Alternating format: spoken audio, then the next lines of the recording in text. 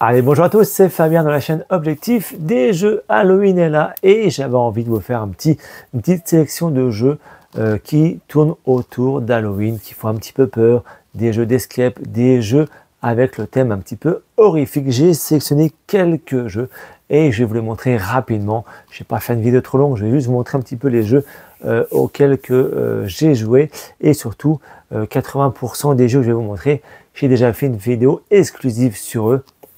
Donc, vous pourrez retrouver tout ça sur ma chaîne, évidemment. Pensez bien à vous abonner, à mettre le pouce bleu. Et c'est parti pour cette petite sélection. Alors, on va partir sur, allez, le plus petit jeu, le jeu enfantin par excellence, je trouve. C'est vraiment super sympa. C'est ce jeu Escape de Scooby-Doo. Il fait un petit peu peur parce que c'est sur le thème d'un manoir, vous voyez. Donc, c'est vraiment plutôt sympa à jouer en famille, je vous l'accorde. On va s'amuser à récupérer des numéros et dans les livrets de personnages, on va les vérifier et avancer dans l'histoire. Il y a plein d'enveloppes secrètes pour les enfants. Donc, c'est vraiment un jeu que je vous conseille lors des soirées un petit peu comme ça, un petit peu sombre le soir pour Halloween. Il y a plein de petites choses dans ce superbe jeu Escape de Scooby-Doo.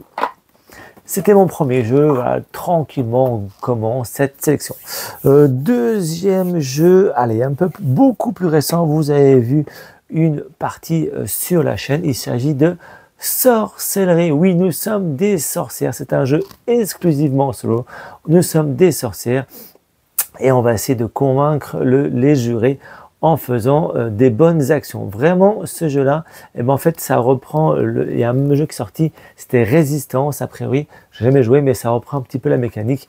Là, c'est sur le thème des sorcières, franchement, je vous montre un petit peu, avec le visage pas trop loin, voilà, c'est plutôt sympa. Les cartes derrière, je vous montre aussi, voilà. Franchement, moi j'ai bien adoré, je ne rentre pas trop dans le détail de ce jeu. Si ça vous intéresse, évidemment, il y a une vidéo qui est sortie dessus. Allez faire un tour. Donc là, c'est exclusivement solo et c'est édité par Nuts. Le troisième jeu, il s'agit de Dracula vs Van Helsing. Ça aussi, c'est un bon jeu. Donc là, c'est exclusivement duo. Donc là, je vous montre un petit peu, je joue en famille, en solo, en duo. J'essaie de vraiment un petit peu d'harmoniser un petit peu les différents thèmes, enfin le thème Halloween, mais surtout la façon de les jouer. Là, c'est un duel. Nous allons être dans un village et d'un côté nous avons Van Helsing et de l'autre côté nous avons Dracula et on va essayer de convertir les différents villageois dans les différentes zones. Il y a 5 zones, 5 cartes et donc on va faire un duel de cartes avec certains pouvoirs et on va soit mettre le villageois rouge qui va être donc Dracula, soit le villageois il va être sauvé et ça va être Van Helsing. Donc c'est un peu ce style de jeu de duel avec des pouvoirs évidemment, des choses à faire. Bon petit jeu est sorti, je crois qu'il est sorti il y a déjà 1 an de Maxime Rambourg et Théo Rivière, édité par BlackRock et Mando Games plutôt. Voilà. Ça, c'était mon troisième jeu. Je m'en reste encore 3 à vous montrer, 3 petits jeux tranquillement. C'est une petite vidéo vraiment sélection. Un jeu que j'ai reçu récemment, que je vous ai montré il n'y a pas longtemps sur la chaîne, c'est Horrified de Ravensburger de 1 à 5 joueurs. Donc là, c'est un jeu coopératif. On va un petit peu battre les monstres mythologiques, vous les voyez, au nombre de 6, en fonction de la difficulté, eh ben on va choisir 2, 3 ou 4 ou même plus à voir. Et donc on va récupérer des pouvoirs, des objets pour essayer de battre les monstres. En fonction du monstre, il y aura il y aura certaines choses à faire. Chaque monstre a sa spécificité au niveau de savoir comment la battre. C'est vraiment plutôt sympa. Nous avons des dieux qui vont peut-être apparaître durant la partie pour un petit peu nous aider si on les aide aussi. Donc chaque monstre est plutôt sympa. Il y a certains monstres plus costauds que d'autres. Mais voilà, c'est un petit jeu coopératif donc qui fait peur, mais ça fonctionne très bien en famille aussi. Voilà, et en plus, je vous montre un petit peu l'image. Moi, franchement, j'adore cette image. Elle me fait vraiment kiffer. Donc, vous pouvez retrouver ce jeu sur la chaîne. Donc, on s'arrête là pour ce jeu. Il m'en reste 2. Vous voyez, c'est une vidéo très rapide. Allez, je garde le plus gore pour la fin. N'hésitez pas à rester Un autre jeu, Escape the Dark Castle. Celui-là aussi, il est vraiment sympa et il a un style très particulier, c'est que du noir et blanc. Voilà. On va rentrer dans un donjon, nous allons donc explorer le donjon et à la fin nous aurons un monstre à battre, tout ça avec des dés pour avancer dans le donjon. 15 cartes dans ce jeu et la 15e carte ce sera le boss. Et en fait, on va donc prendre un personnage, il y aura de la force, de l'agilité, etc. Et on va avancer durant ces 15 cartes, ces 15 chapitres, on va dire, ça va durer une petite demi-heure. 2 minutes pour un set, c'est extrêmement rapide.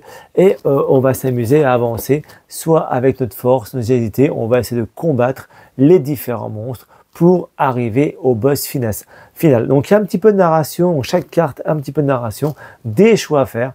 Je trouve ça vraiment super sympa et le design nous montre un petit peu l'ambiance de ce jeu. Voilà, pour ce jeu-là, ça aussi, il est édité par Ludistri. Et c'est de 1 à 4 joueurs. Le dernier jeu, celui-là que je préfère, mais je le trouve extrêmement dur. Donc souvent quand un jeu est extrêmement dur, c'est un jeu solo. Final Girl avec la boîte de base et le chapitre de Final Girl de Geppetto. Regardez un petit peu ce personnage, la survivante. Donc là, on va combattre Geppetto. Vous verrez une vidéo prochainement pour me remettre un petit peu dans l'ambiance de Final Girl, car bientôt la saison 2 arrive. Je vous ai déjà montré une vidéo de Final Girl il y a quelques temps sur Poltergeist. Là, je me suis acheté récemment la foire infernale avec notre personnage, vous voyez. Donc c'est lui qu'on va devoir battre. Et où ça, on va devoir battre? Eh bien, dans la foire infernale plutôt. Vous voyez, en fait, c'est vraiment bien fichu. La boîte, ben, en fait, on se démonte la boîte, tout est aimanté. Et derrière la pochette, eh ben, pouf, nous avons le plateau. Je trouve ça vraiment super sympa. Donc, c'est un jeu extrêmement dur, forcément. Il y a différents scénarios à chaque fois. Chaque boîte est individuelle, ça correspond à un scénario. Mais c'est franchement bien fichu, et c'est parfait pour jouer à ce jeu en période d'Halloween, c'est parfait. On se met une bonne ambiance, on sort le Final Girl et ça se passe très bien. La boîte de base, bah, c'est différent des jetons, etc., cartes standards. Et après, on achète cette boîte. Mais vous allez voir une vidéo, j'ai fait dessus sur Poltergeist. Voilà, j'en dis pas plus. C'était une petite vidéo assez courte pour Halloween. Une sélection de quelques jeux horrifiques entre guillemets, spécial Halloween. J'ai pas beaucoup de jeux de ce thème-là. Peut-être à moi de creuser pour l'année prochaine si je vous fais une vidéo. J'espère que ça vous a plu. C'était hyper court, intense, comme Halloween. Bon Halloween à tous et je vous dis à bientôt.